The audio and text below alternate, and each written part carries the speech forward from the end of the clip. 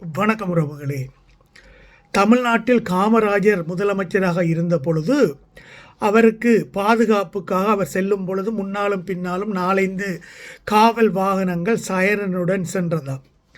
அதை பார்த்ததும் அவர் உடனே நிப்பாட்டச் சொல்லி, என்னத்துக்கு எனக்கு இத்தனை கார்கள் பந்தோபஸ்துக்கு வருகின்றன, வெட்டி செலவு, தேவையில்லாத பெட்ரோல் செலவு, நான் என்ன பாகிஸ்தான் போர்டருக்குள்ளேயா போகிறேன், எனக்கு வாக்களித்த மக்களுக்குத்தானே சேவை செய்கிறேன் என்று அதில் பல வாகனங்களை நிறுத்திவிட்டாராம், தேவையில்லை என்று சொல்லி.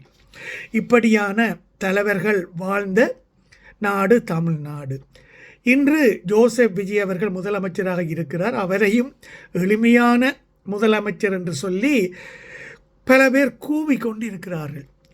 ஆனால் இத்தனை முதலமைச்சர்கள், காமராஜர், அண்ணாதுரை, எம்ஜிஆர், ஜெயலலிதா, கலைஞர், ஸ்டாலின், எடப்பாடியார் எல்லாரும் பதவி வகித்த பொழுது இருந்த ஆஃபீஸில் இருந்து இப்பொழுது தனக்கு வேறுதான் ஒரு வித்தியாசமான ஆஃபீஸ் வேணுமென்று நாமக்கல் கவிஞர் பில்டிங்குக்கு, அதுவும் 10வது மாடியில் தனக்கு ஒரு ஆஃபீஸை தயார் செய்திருக்கிறார். அதற்கு இன்டீரியர் டெக்கரேஷனுக்கு மட்டும் 5.5 கோடி ரூபாய் செலவழித்திருக்கிறார் இந்த எளிமையை விரும்பும் இந்த ஜோசப் விஜய் அவர்கள். அதுவும் கடலை பார்த்து கொண்டு இருக்கிற மாதிரி ஒரு வியூவை அமைத்திருக்கிறாராம். இதை ஏன் செய்தார் என்று கொஞ்சம் டீப்பாக விசாரித்து பார்த்தால் உங்களுக்கு தெரியும். அவர் செய்யும் எல்லா விஷயத்துக்கும் அவர் ஜோசியர் வைத்திருக்கிறார், பண்டிட் ரத்னமோ ஏதோ ஒருத்தர், அவர்தான் எல்லாத்துக்கும் அட்வைஸ் கொடுப்பாராம். நீங்கள் எப்படி தலையிழுக்கணும், எப்படி உடை போடணும், என்ன கலரில் உடை போடணும், யாருடன் பழகணும், யாரை கல்யாணம் கட்டணும், யாரை டிவோர்ஸ் எடுக்கணும், யாரை வைப்பாட்டியாக வைத்திருக்கணும், வைப்பாட்டியாக வைத்திருப்பவர்களுக்கு என்னென்ன குவாலிஃபிகேஷன் வேணும், கரெக்டர்ஸ் வேணும், அப்போத்தான் உங்களுக்கு மேட்ச் ஆகும் என்று சகலத்தையும் லிஸ்ட் போட்டு கொடுப்பது அவர்தானான். அதில் 100 பிரகாரம் அச்சு பிளகாமல் அப்படியே ஜோசப் விஜய் நடந்து கொள்வார் என்ற ஒரு செய்தி உண்டு உறவுகளே. அதன்படி அவர் சொல்லி இருப்பாரோ தெரியவில்லை. நீங்கள் நீரை பார்த்து கொண்டிருக்கணும், கிழக்கு வடக்கோ இந்த பக்கத்தை பார்த்து கொண்டிருக்கணும், இத்தனை அடி உயரத்தில் இருக்கணும் என்றெல்லாம் செய்தால்தான் உங்கள் ஆட்சி நிலைக்கும், நீங்கள் இந்தியாவுக்கு பிரைம் மினிஸ்டராக வரக்கூடிய வாய்ப்பு கூடி அமையும் என்றெல்லாம் வாஸ்துக்கள் எல்லாம் சொல்லி இருப்பாரோ எனக்கு தெரியாது. ஆனால் இந்த எளிமையான முதலமைச்சர் இப்பொழுது இங்கேதான் போகிறார் என்று செய்தி உறவுகளே. அது மட்டுமல்ல, எம்எல்ஏக்களுக்கு கார்கள் கொடுக்கும் திட்டம் ஒன்றை அறிவித்திருக்கிறார் ஜோசப் விஜய் அவர்கள். 2 நாட்களுக்கு முதல் அவரது எம்எல்ஏ யாரோ ஒருத்தர் கேட்டுக்கொண்டாராம், எம்எல்ஏக்களுக்கு கார் இல்லை, அதால் அவர்கள் மக்கள் சேவை ஆற்ற முடியாமல் கஷ்டப்படுகிறார்கள் என்று. அதன் அடிப்படையில் அந்த கோரிக்கையை ஏற்று உடனே முதல்வர் அவர்கள் இதை சொல்லியிருக்கிறார். சரி, ஏற்கனவே தமிழ்நாட்டுக்கு 10,65,000 கோடி கடன், ஒவ்வொரு தலை மீதும் 1,28,000 ரூபா கடன் இருப்பதாக ஜேபிஆரின் மருமகன் போன் கிறிஸ்டியன், பைபிளை படித்து வெறு பண்பாக பேசக்கூடிய மேரியா வில்சன் தெரிவித்திருந்தது உங்களுக்கு ஞாபகம் இருக்கும். இப்படியான இக்கட்டான நேரத்தில், கஜானாவில் பணம் இல்லாத நேரத்தில் இப்படி எல்லா எம்எல்ஏக்களுக்கும் கார்களை வாங்கி கொடுத்தால் கிட்டத்தட்ட அவரது 5 வருட காலத்தில் 200-300 கோடி ரூபாய் தேவைப்படும். ஏன் இந்த தண்ட செலவு என்று பொதுமக்கள் கேட்கிறார்கள் உறவுகளே.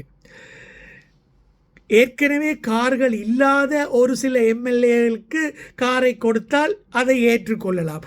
ஆனால் இவர்கள் பல பேருக்கு ஏற்கனவே கார் இருக்குது. பல பேர் எலெக்ஷனில் போட்டியிடும் பொழுது அந்த லிஸ்டில் காட்டி இருக்கிறார்கள், சில பேர் காட்டாமல் ஒழித்திருக்கிறார்கள்.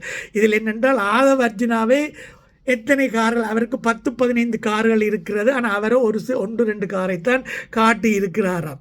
இப்படி பல பேர் தங்களது காரை காட்டவில்லை, சபாநாயகர் பிரபாகர் கூடி காட்டவில்லை என்று செய்திகள் வருகின்றன.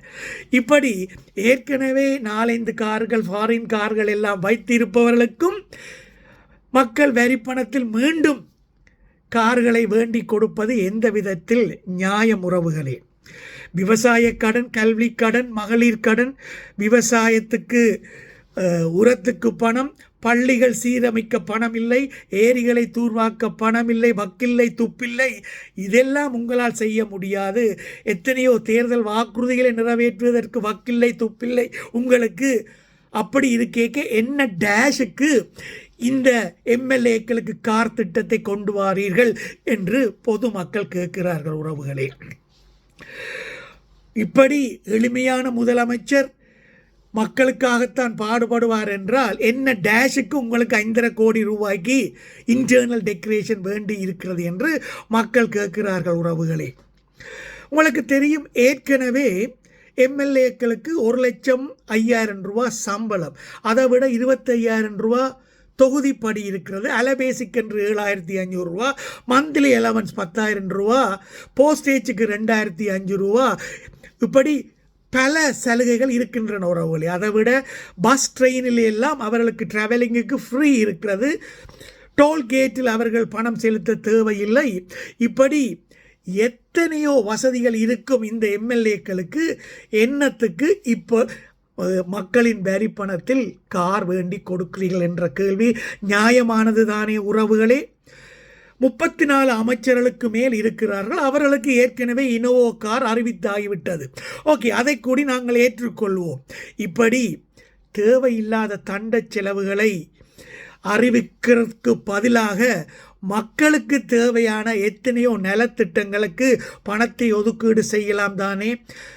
அதையெல்லாம் செய்யாமல் இந்த முதலமைச்சர் ஜோசே விஜய் இப்படியான ஒரு தண்ட செலவை என்ன டேஷுக்கு செய்கிறார் என்று மக்கள் கேட்கிறார்கள், எதிர்க்கட்சிகள் கேட்கிறார்கள், நான் கூட கேட்கிறேன். உறவுகளை,